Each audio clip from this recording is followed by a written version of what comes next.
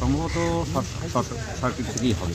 Circuit এটা থেকে? আমাদের যেটা আর কি ইউপিএস রুম, আমাদের ফিমেন্স ওয়াইফ নিয়ে যেটা ইউপিএস রুম আছে, ইউপিএস বলতে আর কি আমাদের বাড়িতে যেমন ইনভার্টার ব্যবহার করি তুমি, সেরকম কারেন্ট চলে গেলে যাতে আমাদের যেগুলো ওদিকে লাইনগুলো ঠিক থাকে, বিশেষ করে সেই সব জন্য ইউপিএস ব্যাটারি সিস্টেম, এটাকে ওই শর্ট সার্কিট থেকেই সম্ভবত হবে। এবং তাতে অলরেডি আমাদের ব্যাটারিগুলো বেশ ক্ষয়ক্ষতি হয়েছে। ব্যাটারিগুলো হওয়ার ফলে মেন লাইন ঠিক আছে, এটাই সুবিধা চেক করা হয়েছে। তো কত টাকার ক্ষয়ক্ষতি হতে পারে ব্যাটারি? সেটা দেখি ইঞ্জিনিয়ার সাহেব রয়েছেন, ইলেকট্রিক ইঞ্জিনিয়ার ওনারা রয়েছেন, মানে কতগুলো ব্যাটারি আছে বা কত আছে সেটার উপর নির্ভর করে সেটা আমি জিজ্ঞেস করবো, নিশ্চয়ই করবো, জিজ্ঞেস করতেও বলবো। কটার সময় ঘটে এই দুর্ঘটনাটা? এই ভোর 4:30 এরকম সময়। ভোর 4:30। 4:30 পর সঙ্গে সঙ্গে দমকল আসে? হ্যাঁ, 4টার পর আমাদের ফায়ার ব্রিগেডের তো বিভিন্ন জায়গাতে নাম্বারও দেওয়া আছে, আমরা এখন সবার